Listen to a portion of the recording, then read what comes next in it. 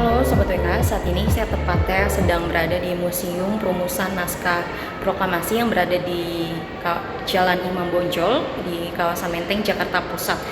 Dan rumah ini merupakan bangunan bekas kediaman Laksamana Tadashi Maeda yang saat ini menjadi museum.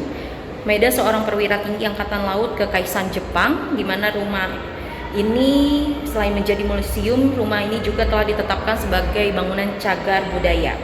Bangunan ini didirikan sekitar tahun 1920-an dengan gaya arsitektur Eropa, yang dimana di pintu masuk museum kita langsung disuguhi ruangan tengah yang cukup luas dan berisi beberapa koleksi penting untuk mengenang sejarah perumusan naskah proklamasi. Dan pengunjung juga bisa masuk dan melihat sejumlah ruangan yang berkaitan dengan kisah perumusan naskah proklamasi. Dapat memasuki ruang pertama, yaitu ruangan antara Soekarno-Hatta, Ahmad Subarjo, dan rombongan bersama Laksamana Muda Maeda. Di pertemuan itu terjadi pada 16 Agustus 1945 pukul 10 setelah dari Rengas Dengklok.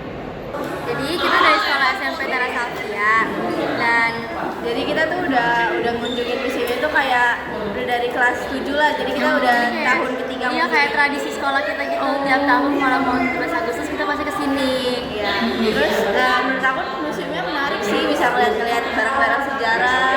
Aku juga sebenarnya baru pertama kali ke lantai 2 karena tuh tahun lalu kan kita nggak masuk ke sini. Terus tahun lalunya lagi kita tuh nggak dibolehin ke lantai 2, jadi cuma lantai 1 doang. Jadi ini kali pertama ke lantai 2.